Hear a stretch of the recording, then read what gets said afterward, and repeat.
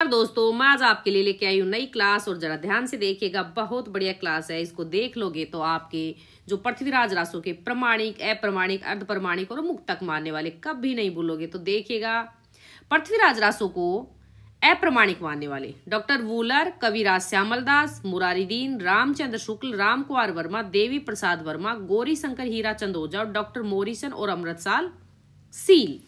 तो यहाँ पे सबसे पहले वूलर का नाम आया है, तो मैं आपको बता देती हूँ। जैसे वूलर का यहाँ पे नाम आया है, तो पृथ्वीराज रासों को सर्वप्रथम अप्रमाणिक मानने वाले विद्वान कौन है? वूलर ही है। सबसे पहले अप्रमाणिक मानने वाले पूछ सकता है आपसे, ध्यान दीजिएगा।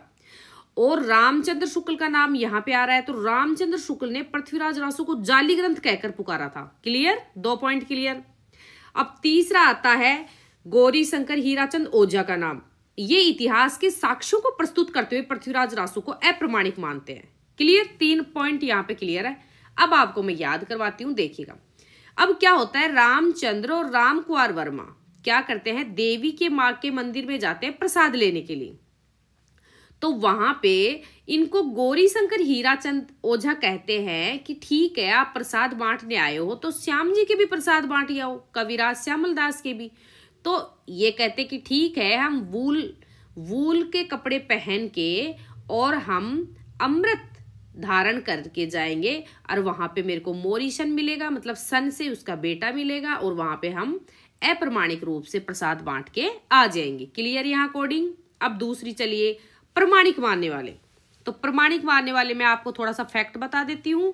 यहाँ पे है Garcin de Tassy, Grierson, colonel Tod, Mathura Prasad Dixit, Mishra Bandhu, Shyam सुंदर दास, मोहनलाल विष्णुलाल पांड्या। देखो यहाँ पे श्याम सुंदर दास हैं, प्रमाणिक लोग होते हैं वो दास होते हैं, और अप्रमाणिक होते हैं वो श्याम मल दास है। ये मल है ना, यहाँ पे श्याम मल है और यहाँ श्याम सुंदर दास है।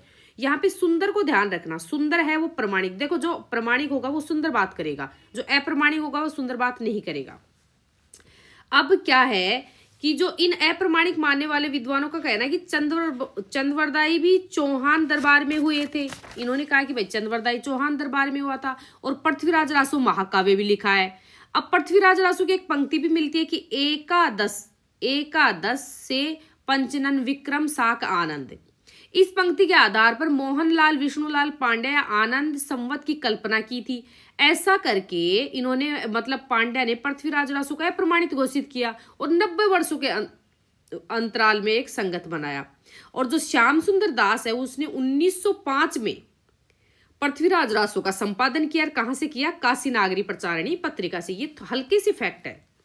अब मैं आपको इसकी कोडिंग करती हूं कि गारसा दत्तासी जो प्रमाणिक रूप से क्या कर रहे थे, गारसा दत्तासी ना कहीं पे घूमने जा रहे थे तो वो गिर जाते हैं।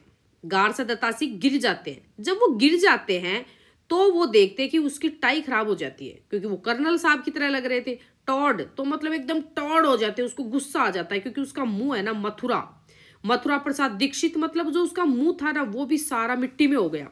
अब उसके जो मिश्र बंधु थे ना वो आए, अरे रे इसके ये क्या हो गया, ये तो श्याम का सुंदर दास था और मोहन का लाल था, विष्णु का पांड्या था, इसको ये क्या हो गया, ये मिट्टी में कैसे हो गया। ये सिर्फ कोडिंग के लिए है, अन्यथा इसको ना ले। यहाँ आपको प्रमाणिक याद हो गए। अब चलते हैं अर्धप्रमाणिक। अर्धप्रमाणिक का है माता प्रसाद गुप्त, हजारी प्रसाद द्विवेदी, मुनिजन विजय, सुनीति कुमार चटर्जी, डॉक्टर दशरथ शर्मा, अगरचंद नाहटा। तो इसमें ध्यान रखना कि जो अर्ध प्रमाणिक मानने वाले विद्वानों का कहना है कि चंद्रवरदाई ने पृथ्वीराज चौहान के दरबार में पृथ्वीराज रासो महाकाव्य लिखा था। तो लेकिन आज यह जिस रूप में प्राप्त हुआ है उसमें बहुत सारे प्रक्षिप्त अंश जोड़े गए हैं, इनका यह कहना था। और हजारी प्रसाद द्विवेदी ने तो ये भी कहा था, अपने शिष्य नामवर सिंह के साथ मिलकर संक्षिप्त पृथ्वीराज रासो का संपादन किया था, और वो 7 सर्गों में किया। और यहाँ पृथ्वीराज रासो, जो हजारी प्रसाद द्विवेदी है, पृथ्वीराज रासो को सुख सुखी संवाद भी कहते हैं। क्लियर? और जो मुनिजन विजय है, इसने पुरातन प्रबंध संग्रह 1441 ईस्वी में पांडुलिपि के आधार पर पृथ्वीराज रासो को अर्ध प्रमाणिक की बात कही थी। किसने? मुनिजन विजय ने। इसने ध्यान रखना, क्वेश्चन पूछ सकता है कि किसके आधार पर। तो पुरातन प्रबंध संग्रह 1441 ईस्वी पांडुलिपि के अनुसार पृथ्वीराज रासो को अर्ध प्रमाणिक माना।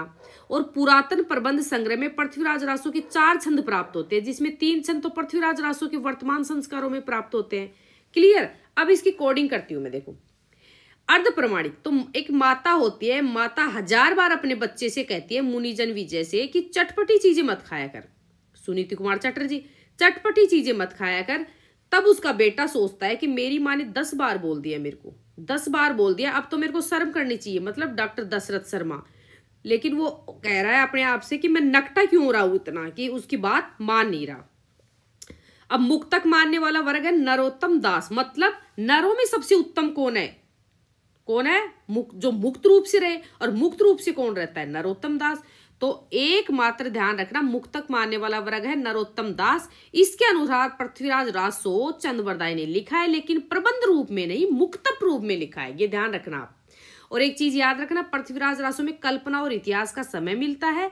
इसमें डिंगल व पिंगल दोनों शैलियों का प्रयोग किया गया है, और पिंगल शैली की इसमें ज्यादा प्रधानता है। डिंगल पिंगल दोनों है, लेकिन किसकी प्रधानता है? पिंगल शैली की। वेरी इंपॉर्टेंट, ध्यान रखना। रस पूछे तो अंगिरस, और पृथ्वीराज रासो कथानक और रूढ़ियों की इसमें भरमार है। मैंने थोड़ा सा संक्षिप्त बताया। अगर आपको मेरी क्लास लेनी हो और अच्छे से समझना हो तो आप मेरी क्लास ले सकते हो, कमेंट बॉक्स में बता देना।